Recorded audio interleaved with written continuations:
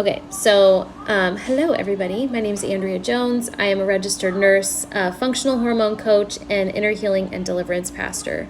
And today in the Keys to Emotional Freedom life coaching group, I was talking to the ladies about vulnerability. We were doing an exercise of really learning how to encounter the Father's love. And I could feel, just my spiritual senses, I could feel that there was a lot of resistance.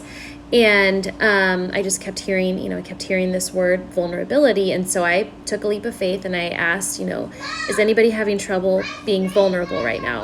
And several of the women raised their hands, about half of the room raised their hands. And so we got to take some time diving into that. And one of the things I wanted to talk to you about today is why vulnerability feels scary.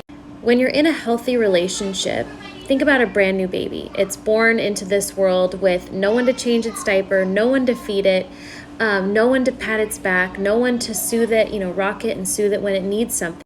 And yet all of us think of babies, for the most part, as good things, right? We don't think of their vulnerability or their need as negative.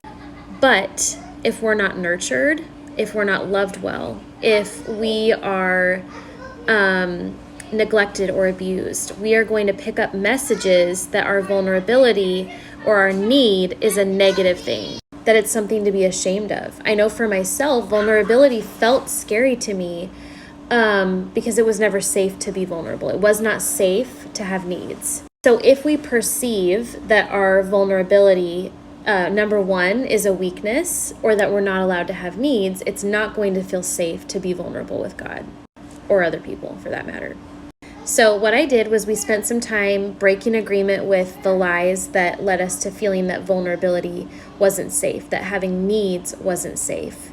Because what happened was there were several women in the group that had been experiencing pain and disappointment, and they did not feel like they could be vulnerable with God to say, hey God, I'm disappointed, I'm angry, I'm upset, my heart is hurt by this, because having needs was never okay. And so therefore they couldn't do the encounter exercise until we got rid of that big obstacle that was in the way. So once we took care of that, I took them back through the exercise, and there was tremendous breakthrough. So I'm just really curious, for those of you listening, is vulnerability hard for you? Do you feel like having needs is a bad thing?